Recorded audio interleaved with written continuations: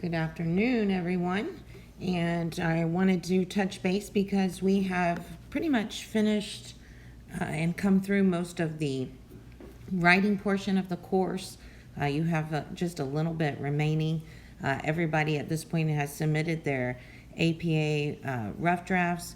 I sent out an email about that a little bit earlier, letting you know that I extended the deadline by just a couple of days. I did have them graded pretty close to the 48 hours, like I said, but I went over till about 1 a.m. This morning, and so wanted to give you a little extra time if necessary and if that was needed with groups. If you do turn it in early, I will give extra credit. So if you can still get it in by that date of the 23rd, there's some extra credit, or even earlier, there's extra credit available. You have a few things that are due coming up this Sunday. Please don't forget those. I do want to make mention of a fact that I've taken at least one item off of your to-do list. Coming up in a couple of weeks, you had an overall review. You'll notice that that is no longer published. It's down with exam 3. We're not going to be doing all of these, so I'll either go back and add that and take another one away, or vice versa. But at this point, I'm still trying to figure out how to kind of lighten and thin out your load for the next couple of weeks. Next week, you're going to see that you have a resume that is due. I get questions a lot from students. Can I turn in a resume I already had? There's no way I would know whether or not you're turning in one that you've already completed.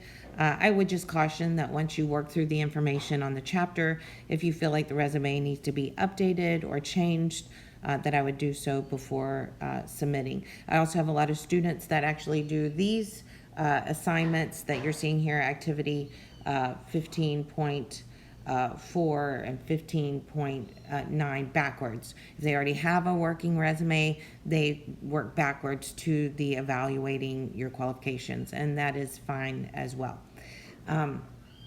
And then the last thing I wanted to make mention of, because I have already got, I think, one question, maybe two, and so I just wanted to go ahead and put a video out about the oral presentation. You do have an oral presentation that needs to be done with your team.